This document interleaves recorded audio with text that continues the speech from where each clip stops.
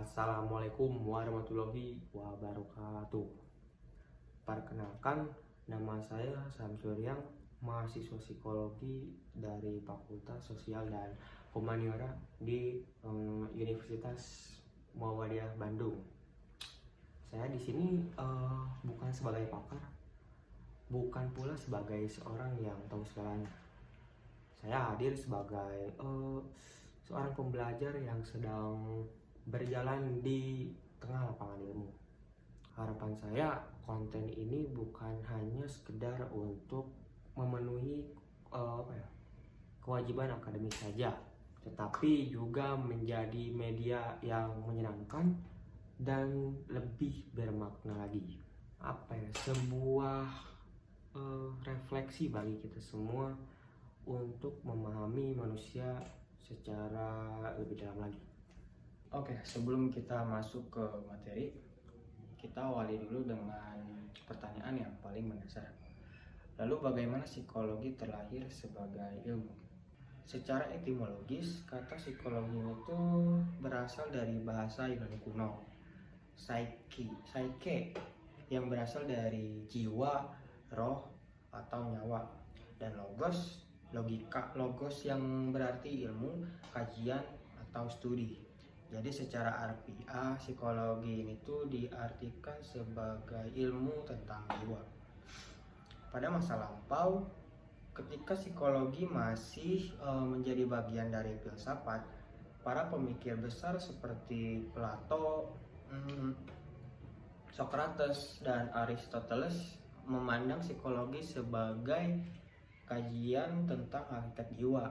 Mereka mencoba memahami apa itu jiwa, apa itu esensinya, dan bagaimana ia mempengaruhi kehidupan manusia. Nah, inilah yang kita kenal sebagai psikologi kuno. Namun seiringnya berkembangnya ilmu pengetahuan, pandangan seperti itu tuh mulai dipertanyakan teman-teman, karena jiwa, roh itu sesuatu yang abstrak yang nggak bisa kita indra sama sekali, tidak bisa dipelajari secara langsung lah gitu. Entah mau kita sentuh, mau kita ukur dengan alat apapun, itu tidak bisa. Jadi di situ tuh muncullah pertanyaan besar, bagaimana cara kita mempelajari hal yang bahkan nggak bisa kita lihat sama sekali dan bahkan nggak bisa kita buktikan secara langsung. Dalam Al-Quran, Allah Subhanahu wa Ta'ala telah memberikan isyarat tentang keterbatasan manusia dalam memahami hakikat roh. Ini di surat Al-Isra ayat 85 menyebutkan, mereka orang-orang kafir menanyakan kepadamu, wahai Muhammad, tentang jiwa dan roh. Maka katakanlah kepada mereka, jiwa dan roh itu adalah urusan Tuhan, dan kamu tidak diberi pengetahuan kecuali sedikit saja. Ayat ini memberikan pemahaman yang sangat dalam. Ia mengakui bahwa manusia memang memiliki batas dalam menjangkau hakikat jiwa secara keseluruhan. Namun bukan berarti kita tidak bisa mempelajari apa-apa. Justru pengetahuan yang sedikit itu yang menjadi ruang kerja ilmuwan psikologi. Psikologi modern tidak lagi membahas jiwa sebagai entitas metafisik yang abstrak, melainkan fokus pada gejala-gejala kejiwaan yang dapat diamati dan diteliti dengan menggunakan metode ilmiah yang sistematis dan empiris. Psikologi berusaha memahami perilaku manusia, menjawab pertanyaan seperti apa yang membuat seseorang bertindak demikian, apa yang mendorongnya mengambil keputusan tertentu, dan apa tujuan dari perilaku yang ia tunjukkan. Dengan pendekatan ilmiah inilah psikologi berkembang sebagai ilmu tentang perilaku manusia yang bisa diamati, diprediksi, dan bahkan dijelaskan secara logis. Semua aktivitas manusia, baik yang terlihat maupun tersembunyi, menjadi kajian psikologi. Lalu bagaimana ilmu psikologi ini bisa tumbuh dan berkembang dari masa ke masa?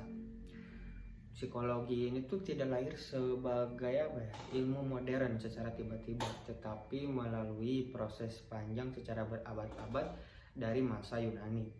sebelum menjadi disiplin ilmu yang berdiri sendiri. Awalnya psikologi hidup di ranah filsafat di tangan para filsuf besar seperti yang katakan tadi, Plato, Socrates, Aristoteles. Nah, pertanyaan-pertanyaan tentang jiwa, kesadaran, dan makna hidup itu menjadi renungan yang amat panjang selama berabad-abad berikutnya. Pembahasan tentang jiwa lebih banyak berada dalam pengaruh teologi dan kepercayaan religius.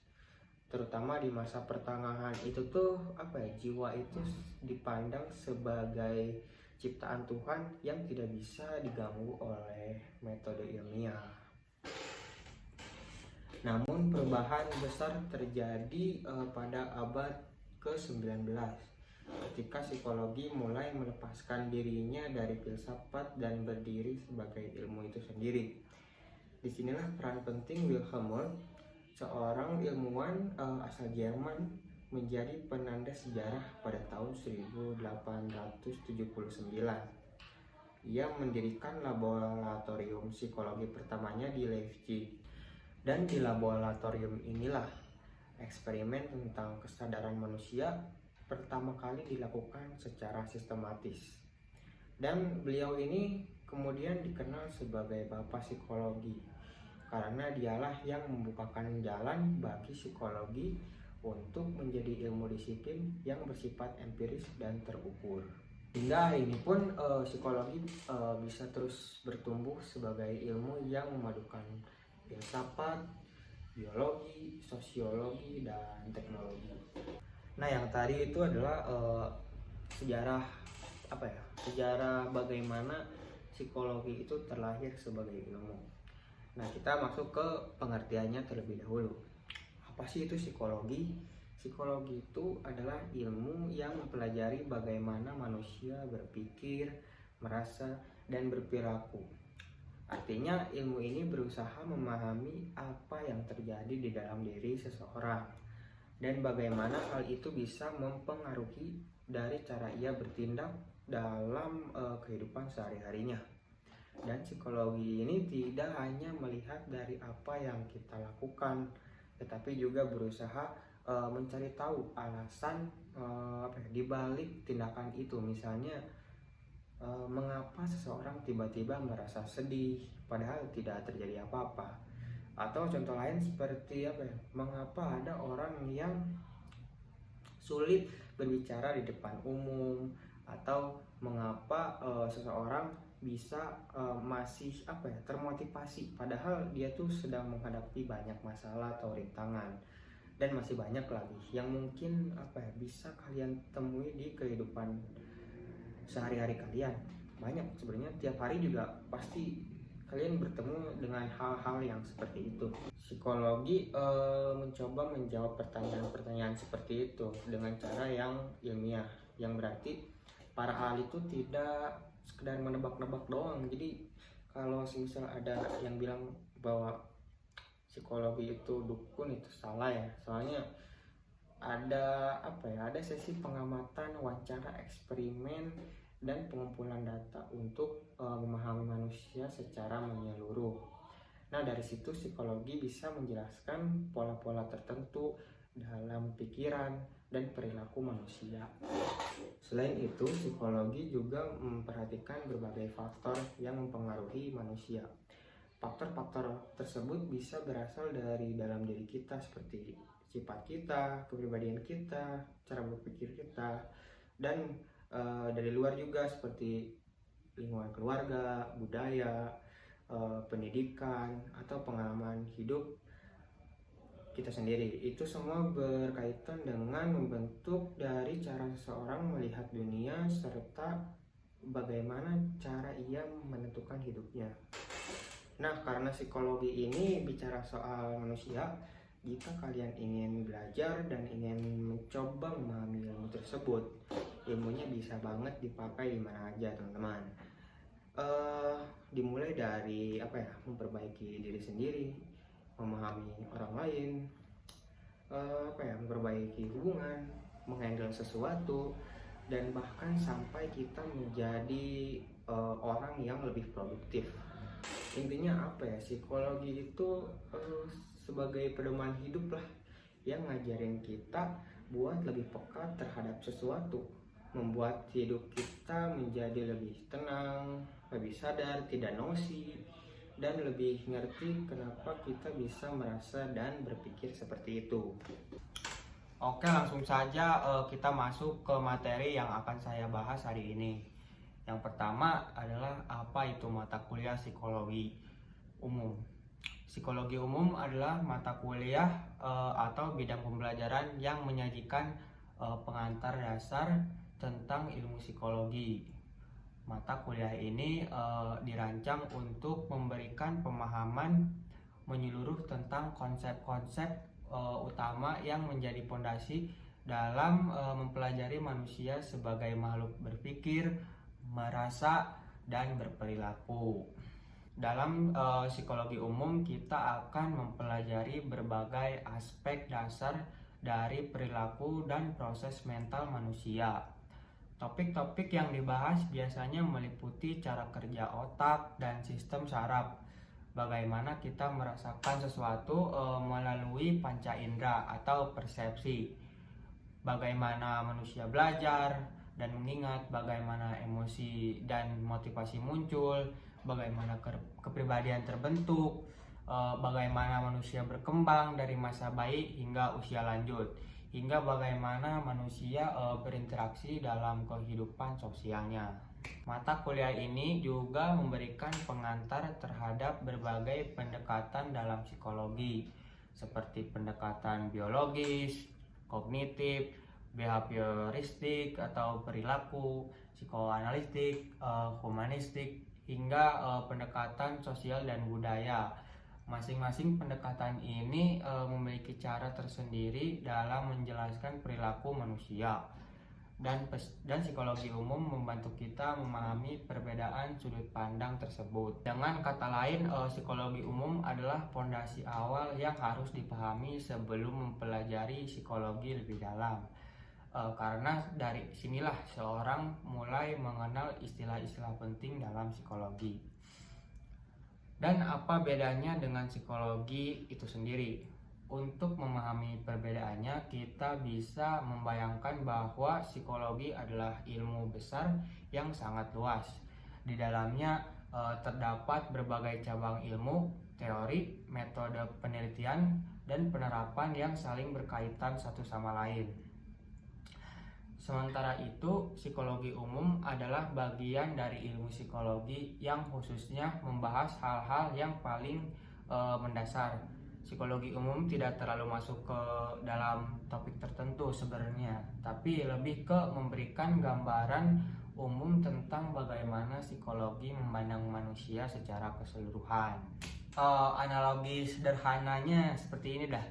Jika psikologi adalah seluruh bangunan atau rumah besar, maka psikologi umum adalah fondasi dan kerangka awal dari rumah itu sendiri.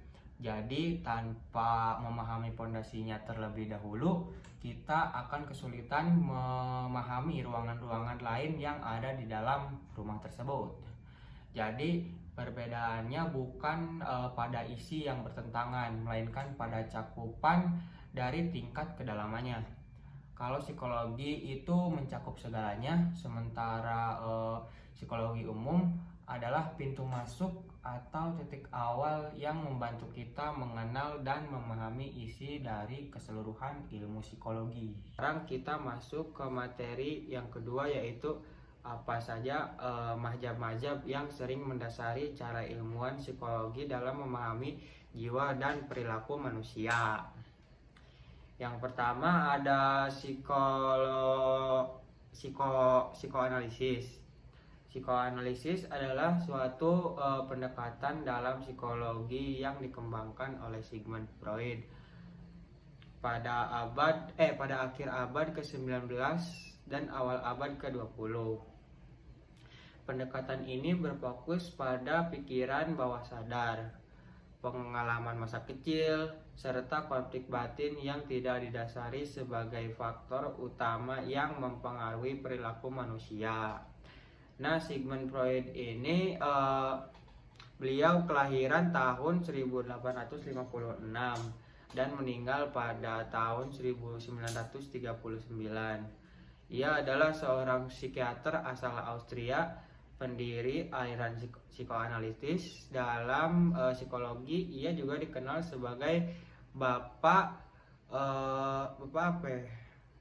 bapak psikoterapi modern. Freud ini adalah salah satu tokoh ternama dalam psikologi. Oke, jadi menurut Sigmund Freud ini, pikiran kita itu terbagi menjadi dua struktur. Yang pertama ada pikiran sadar dan yang kedua ada pikiran bawah sadar. Pikiran sadar ini adalah ya pikiran yang kita sadari tentunya, yang kita ketahui, yang sedang kita pikirkan atau kita rasakan, dan yang bisa kita ingat. Sementara pikiran bawah sadar disebutnya bawah sadar ya, bukan karena tidak sadar, adalah yang tidak kita ketahui dan tidak kita sadari.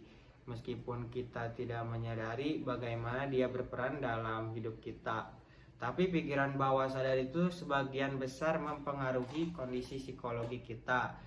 Dan ini biasanya berasal dari pengalaman masa lalu yang terpendam, yang nggak bisa kita ungkapkan. Bahkan mungkin sudah kita lupakan, tapi yang sebenarnya itu ada jauh di dalam mental yang kita yang kemudian akan mempengaruhi perilaku dan mental kita di masa yang akan datang. Dan mungkin bisa dikatakan bahwa perilaku kita, sikap kita itu dipengaruhi oleh pikiran bawah sadar. Misalnya ketika kita bawa motor atau mobil atau dari kos atau dari rumah mau ke kampus atau ke kantor, karena sudah bertahun-tahun kita menyetir merolling secara sadar, itu sama rutenya. Jadi kita gak mikir kalau kita tuh bakal belok kanan atau belok kiri, padahal posisinya tuh kita sedang menyetir dalam keadaan sadar. Beda sama ketika pertama kali bawa motor ke kampus atau ke kantor. Nah, seperti itu. Dan selanjutnya kita masuk ke struktur kepribadiannya. Struktur kepribadiannya itu ada 3, yaitu ada id, ego, dan superego. Dan ketiga ini juga berkaitan dengan pikiran sadar dan pikiran bawah sadar.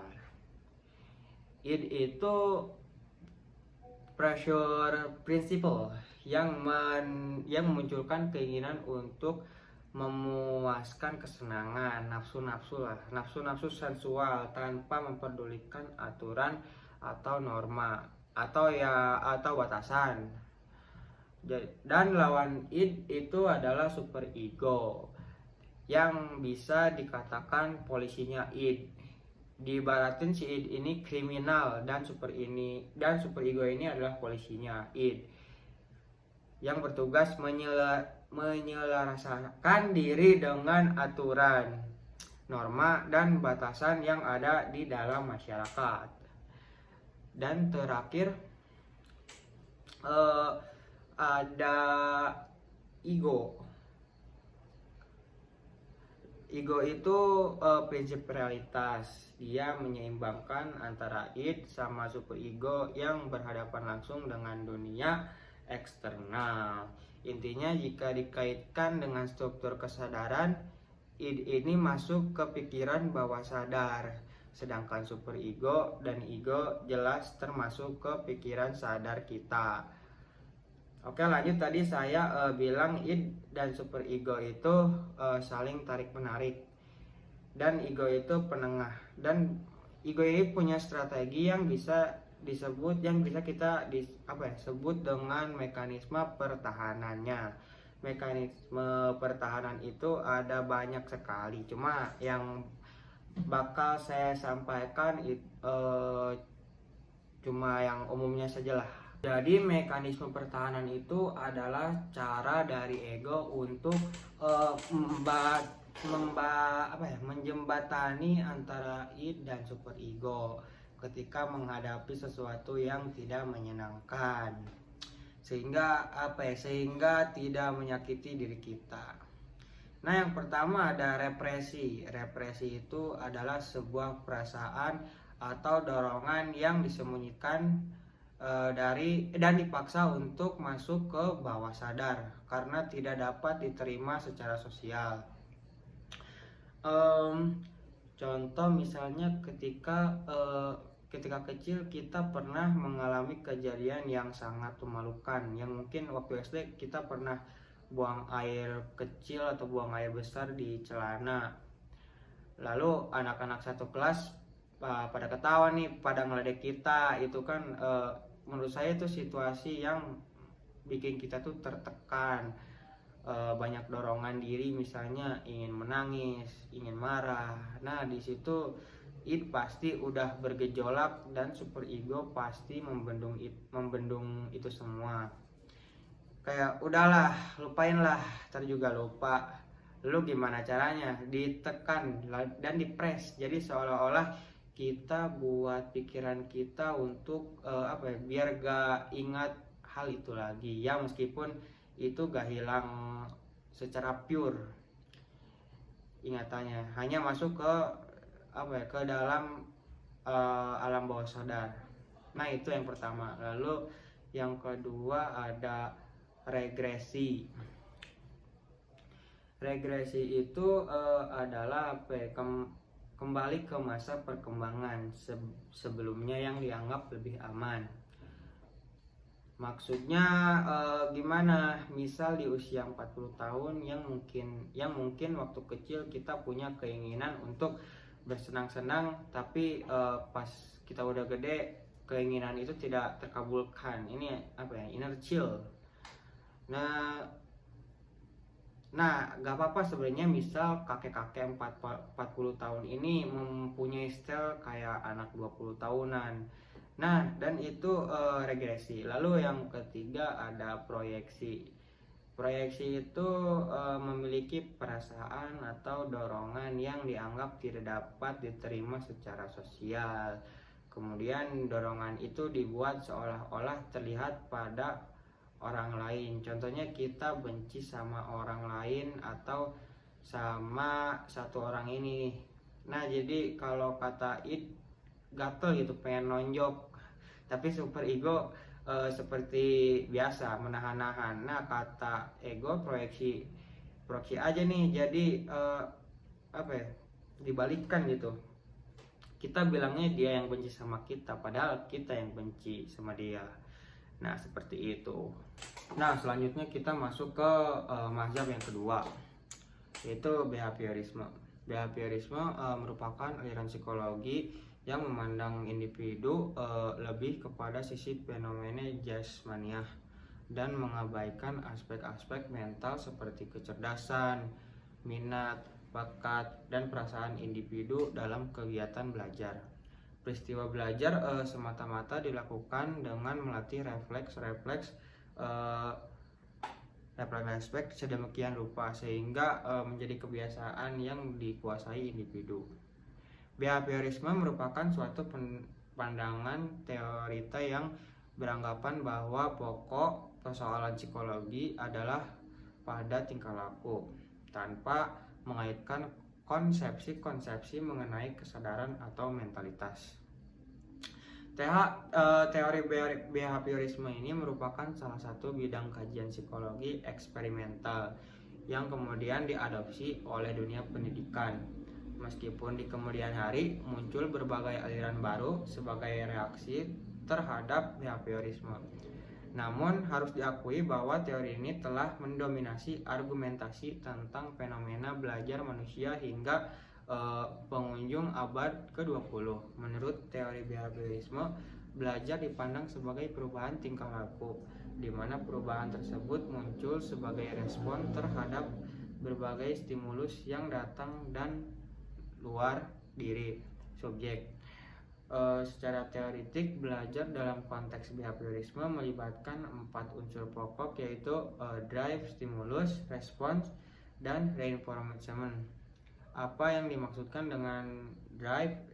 Drive itu suatu mekanisme psikologis yang mendorong seseorang untuk memenuhi kebutuhannya melalui aktivitas belajar. Stimulus yaitu rangsangan dari luar diri subjek yang dapat menyebabkan terjadinya respon. Respons adalah tanggapan atau reaksi terhadap rangsangan atau stimulus yang diberikan. Dalam perspektif behaviorisme, respon biasanya muncul dalam bentuk-bentuk perilaku yang kelihatan. Reinforcement adalah penguatan yang diberikan kepada subjek belajar agar ia merasakan adanya kebutuhan untuk memberikan respon secara berkelanjutan. Menurut teori behaviorisme, belajar adalah perubahan tingkah laku sebagai akibat dari adanya reaksi antara stimulus dan respon. Dengan kata lain, belajar merupakan bentuk perubahan yang dialami siswa dalam hal kemampuannya untuk bertingkah laku dengan cara yang baru sebagai hasil interaksi antara stimulus dan respon. Seseorang telah belajar sesuatu jika ia dapat menunjukkan perubahan tingkah lakunya. Sebagai contoh, jika siswa belum dapat membaca Al-Quran, padahal dia sudah berusaha belajar dengan tekun dan gurunya juga sudah mengajarkan dengan keras, maka dia belum dianggap belajar.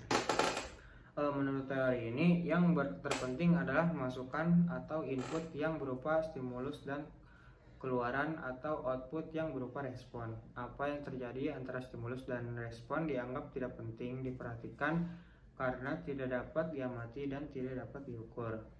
Yang dapat diamati hanyalah stimulus dan respon.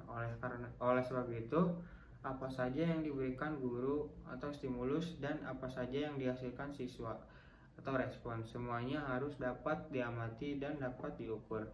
Teori ini mengutamakan pengukuran sebab pengukuran merupakan suatu hal yang penting untuk melihat terjadi tidaknya perubahan tingkah laku tersebut.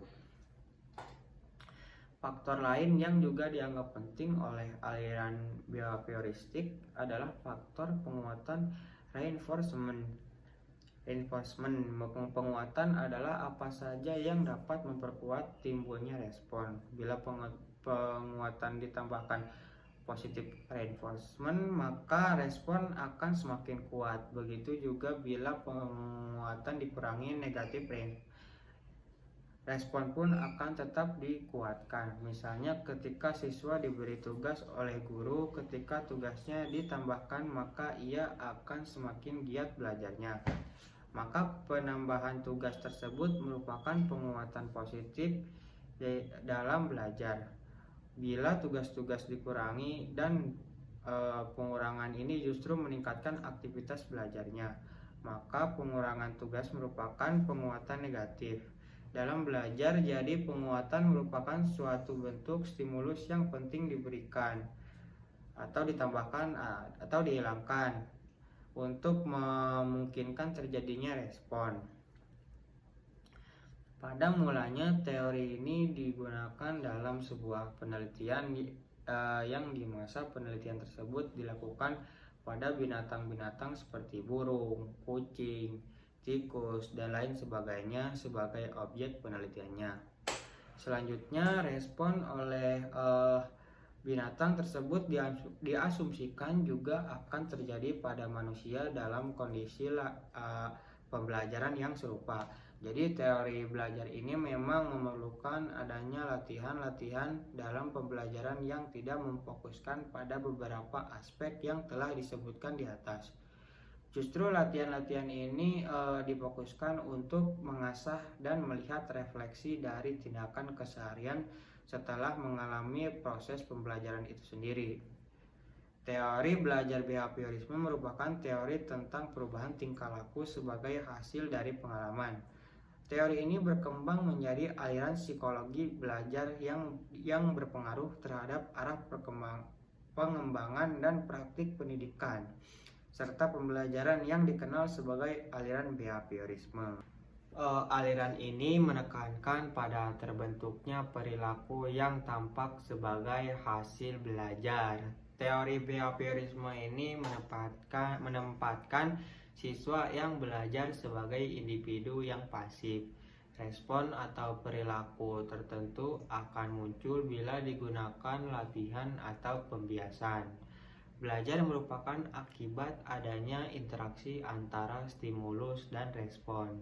Seseorang dianggap telah belajar apabila dapat menunjukkan perubahan perilakunya. Menurut teori ini, dalam belajar yang paling penting adalah perubahan perilakunya.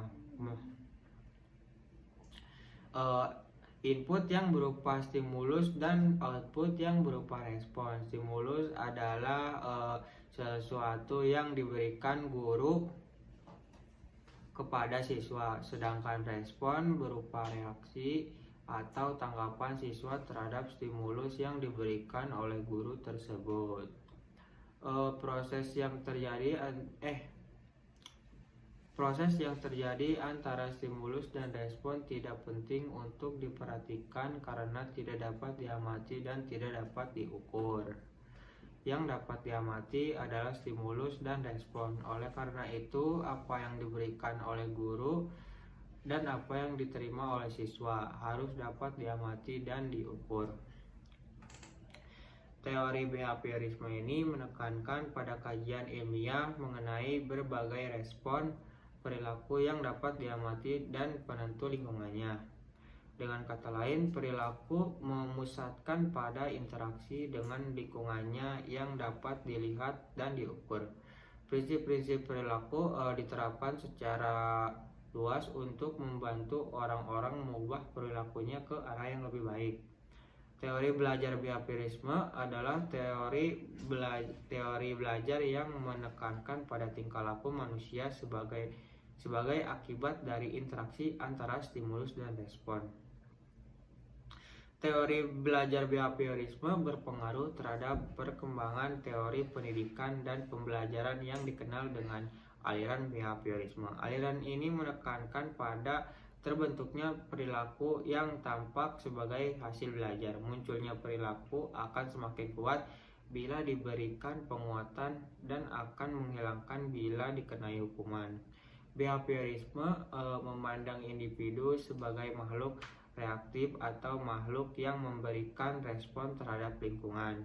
Kemudian dengan pengalaman kehidupan dan pemeliharaan akan membentuk perilaku individu. Behaviorisme adalah sebuah teori atau doktrin yang beranggapan bahwa psikologi, pemeriksaan dan analisis peristiwa perilaku objektif yang diamati dan bisa diukur yang berbeda dengan mental subjektif.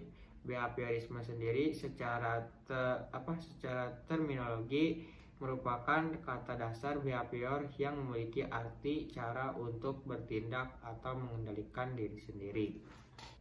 Dalam kamus bahasa Inggris, behaviorisme memiliki arti kelakuan atau tanduk-tanduk. Behaviorisme sendiri menjadi sebuah paham teori dalam psikologi tentang perilaku sebuah organisme. Paradigma behaviorisme melihat sebuah organisme melalui cara pandang perilaku yang dapat diamati dan diukur keakuratannya.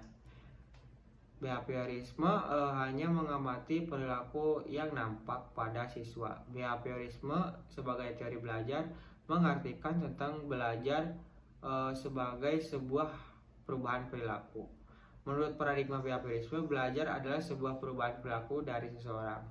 Secara psikologis, belajar merupakan proses perubahan, yaitu perubahan tingkah laku sebagai hasil dari interaksi dengan lingkungannya. Teori belajar behaviorisme menjelaskan bahwasanya belajar adalah perubahan perilaku yang dapat diamati, diukur, dan dinilai secara konkret. Perubahan terjadi melalui rangsangan stimulus yang menimbulkan hubungan perilaku reaktif, yaitu respons. Berdasarkan hukum-hukum mekanistik, Stimulus tidak lain adalah lingkungan belajar anak-anak baik yang internal maupun eksternal yang menjadi penyebab belajar, sedangkan responsa adalah akibat atau dampak berupa reaksi fisik terhadap stimulus. Belajar berarti pengukuran ikatan asosiasi, sifat, dan kecenderungan perilaku stimulus respon. Aliran ini merupakan aliran yang paling lengkap berkembang karena tidak hanya melandasi sifat psikologi, tetapi sekaligus juga merupakan aliran filsafat pendidikan. Behaviorisme adalah suatu aliran psikologi yang mencoba memahami perilaku manusia. Perspektif behavior ini berfokus pada peran dari belajar dalam mencoba menjelaskan perilaku manusia. Asumsi dasarnya, perilaku sepenuhnya ditentukan oleh aturan-aturan yang dapat diramalkan dan dapat dikendalikan.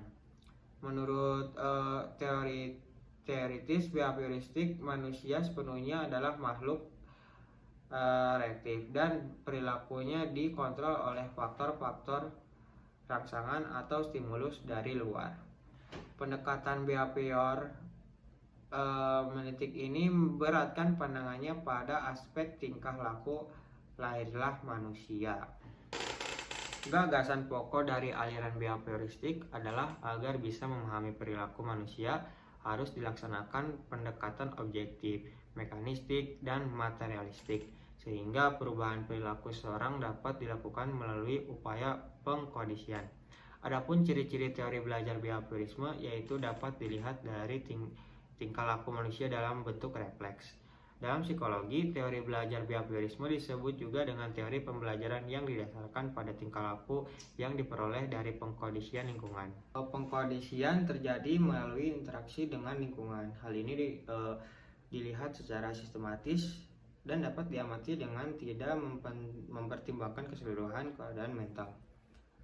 Behaviorisme adalah suatu studi tentang perilaku manusia. Timbulnya aliran ini disebabkan oleh adanya rasa ketidakpuasan terhadap teori psikologi daya dan teori mental state yang berkembang saat ini. Hal ini karena aliran-aliran tersebut hanya menekankan pada segi kesadaran saja. Pandangan dalam psikologi dari naturalisme science memunculkan aliran baru ini, jiwa atau sensasi atau image yang tidak dapat diterangkan melalui jiwa itu sendiri. Karena sesungguhnya jiwa itu adalah respon-respon psikologis. Aliran terdahulu memandang bahwa badan adalah sekunder. Padahal sebenarnya justru menjadi titik tolak. Natural science melihat sesuatu realitas sebagai gerakan-gerakan dari pandangan natural science. Mempengaruhi timbulnya behaviorisme. Dalam behaviorisme masalah matter atau zat menempati kedudukan yang paling utama dengan tingkah laku tentang sesuatu jiwa yang dapat diterangkan. Behaviorisme merupakan aliran psikologi yang memandang individu lebih kepada sisi fenomena jasmania dan mengabaikan aspek-aspek mental seperti kecerdasan, bakat, minat, dan perasaan individu dalam kegiatan belajar. Peristiwa belajar semata-mata dilakukan dengan melatih refleks sedemikian rupa sehingga menjadi kebiasaan yang dikuasai individu. Para ahli behaviorisme berpendapat bahwa belajar adalah perubahan tingkah laku sebagai hasil dari pengalaman. Belajar merupakan akibat adanya interaksi antara stimulus dengan respon. Menurut teori ini, dalam belajar yang penting utama dalam konteks behaviorisme adalah perilaku yang terlihat dan penyebab luar menstimulasinya. Menurut teori behaviorisme, belajar adalah perubahan tingkah laku sebagai hasil pengalaman. Kita masuk ke mahjab yang ketiga, yaitu humanistik. Teori humanistik atau sering juga disebut dengan teori belajar humanistik adalah satu dari beberapa teori belajar yang sering digunakan oleh guru maupun tenaga pengajar lainnya. Secara garis besar, teori belajar humanistik adalah teori belajar yang bertujuan menghasilkan hal baik bagi kemanusiaan supaya bisa mencapai aktualisasi diri dan membuat orang lain mampu mengenali diri sendiri. Oleh karena itu, proses belajar humanistik ini membutuhkan perhatian yang besar dalam prosesnya, dengan harapan menghasilkan pencapaian yang baik. Masih bingung? Berikut ini pengertian proses belajar humanistik yang dipaparkan oleh para ahli. Pengertian dari teori humanistik menurut para ahli, yang pertama, teori humanistik menurut Arthur. Jika membahas mengenai teori humanistik ini, maka salah satu tokoh terkenal yang paling sering disebut-sebut yakni yaitu Arthur Holmes. Beliau adalah seorang psikolog sekaligus pengajar yang berasal dari Ohio, Amerika Serikat. Menurut pendapat Holmes ini, belajar bukan hanya tentang bagaimana menghadapi materi, namun lebih dari itu. Belajar adalah bagaimana seseorang bebas mencari cara mereka sendiri dan bisa dilakukan lewat mana saja, selama tersebut membawa hasil yang baik bagi dirinya. Dan dari pemahaman tersebut kita tahu bahwa seseorang tenaga pengajar tidak bisa menuntut terkait proses belajar pada setiap murid, melainkan merekalah yang bebas menentukan proses belajar sendiri. Hal tersebut akan membantu murid mencapai tujuannya dari teori humanistik ini. Dan yang kedua adalah teori humanistik menurut Abraham Maslow. Tokoh lain yang juga membahas mengenai teori ini adalah Abraham Maslow. Menurutnya, proses belajar adalah hal yang paling penting dan perlu dilalui semua murid. Sebab dalam proses inilah seseorang mampu mengenali dirinya sendiri dan mencapai aktualisasi diri. Oleh karena itu, proses belajar merupakan momen penting bagi yang sebaik-baiknya dilakukan oleh murid itu sendiri, supaya bisa memahami diri sendirinya secara lebih dalam lagi. Dan yang ketiga adalah teori humanistik menurut Carl Rogers. Carl Rogers ini juga ikut menyatakan pendapat mengenai teori belajar humanistik. Rogers menyatakan bahwa proses belajar membutuhkan sebuah sikap saling menghargai dan memahami antara murid dan gurunya tanpa adanya prasangka dari kedua belah pihak. Dengan begitu, proses belajar akan berjalan dengan baik. Ada banyak teori belajar yang dapat disesuaikan dan diterapkan sesuai karakteristik murid, termasuk teori belajar humanistik, teori belajar kognitif, teori belajar bioaprioristik, dan masih banyak teori lain yang fungsinya sama untuk pendekatan belajar murid. Oleh karena itu, dalam buku teori belajar ini dijelaskan berbagai macam teori menurut para ahli psikologi pendidikan. Selain itu, buku ini juga menjelaskan bagaimana ciri-ciri perbedaan teori belajar satu dengan yang lainnya, sehingga metode penerapannya dalam kegiatan belajar mengajar. Ciri-ciri teori belajar humanistik. Setelah membaca pengertian mengenal teori humanistik, kita bisa mungkin masih sedikit bingung apa yang membedakan teori ini dengan teori belajar lainnya. Berikut ini ciri-ciri teori belajar humanistik. Ciri teori humanistik yang pertama adalah lebih memfokuskan pada proses belajar itu sendiri. Seseorang akan menjadi yang lebih bisa mengeksplorasi dirinya sendiri. Fokus belajar ada dalam prosesnya saat seseorang menjalankan pendekatan belajar. Adanya peranan aspek kognitif dan aspek afektif, mementingkan pemahaman dan juga pengetahuan dalam proses belajar, mementingkan sikap dan perilaku diri ketika menjalankan proses belajar, dan tidak seorang pun mampu mengatur atau mendikte proses belajar yang benar pada setiap individu. Nah, jadi kalau semisal ada dosen yang ngatur kita dalam konteks proses belajarnya kita, itu salah, teman-teman. Jadi gak apa-apa, lawan aja dosen begitu. Tujuan teori belajar humanistik, teori pembelajaran humanistik ini juga memiliki tujuan yang jelas, yakni bertujuan menjadi seseorang yang lebih manusiawi dengan harapan agar bisa menjadi lebih baik dan lebih peka terhadap lingkungan sekitar, dan mampu memahami diri sendirinya untuk mampu meraih aktualisasi diri. Inti dari teori humanistik ini adalah baik muridnya maupun gurunya fokus terhadap proses pembelajaran, dengan murid yang mencari cara dan sistem belajar mereka sendiri, sedangkan guru menjadi fasilitator yang dapat menggerakkan muridnya dalam menemukan sistem belajar mereka tanpa ikut campur lebih jauh ke dalam pembelajarannya. Nah, jika ada dosen yang sakarap maneh, kan itu sangat salah ya teman-teman. Soalnya itu mengganggu proses belajar dari masing-masing individu mahasiswa itu sendiri. Manfaat teori belajar humanistik. Jika memiliki tujuannya, dapat disimpulkan bahwa teori belajar humanistik ini membawakan sejumlah manfaat yang berguna bagi murid yang sedang belajar dalam jangka waktu panjang. Individu yang sedang belajar menjadi lebih partisipatif, demokratis, dan humanis dengan adanya kebiasaan penerapan pendekatan belajar humanistik.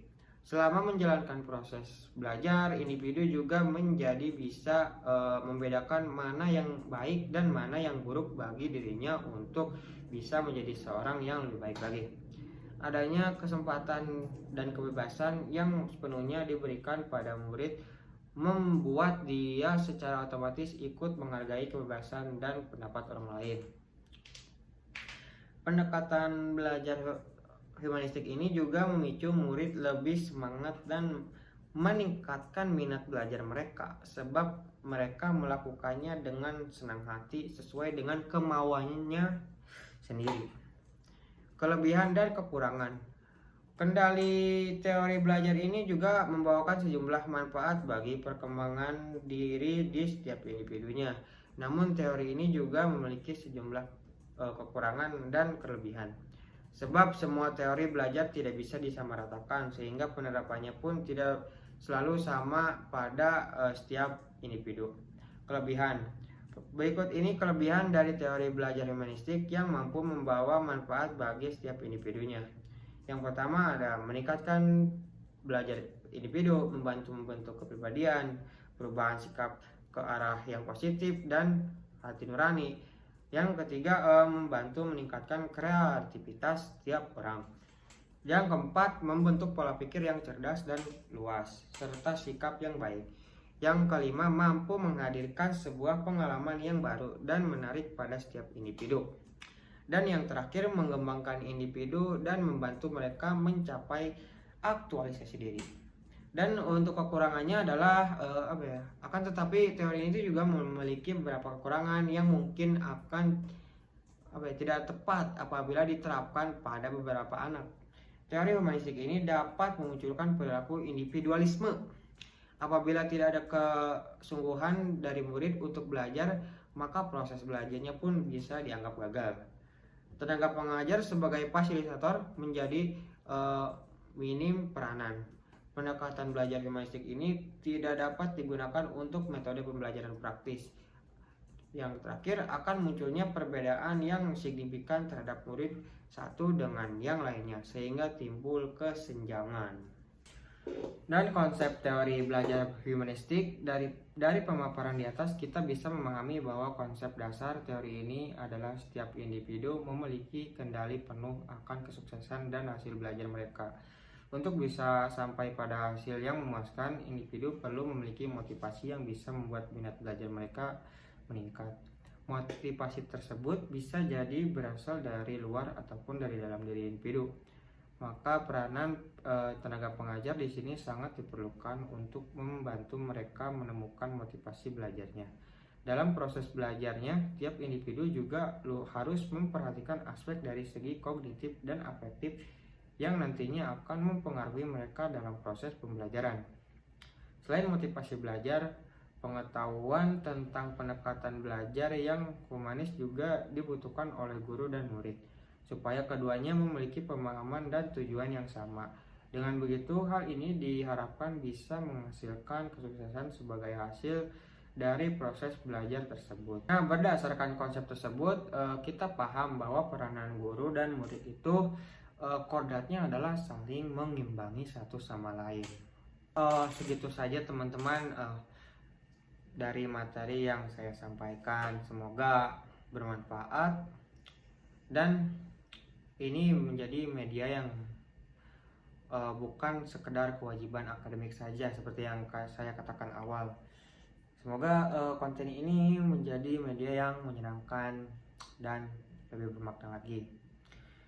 Dan untuk kurang lebihnya saya memohon maaf karena saya juga manusia tidak luput dari kesalahan. Segitu saja.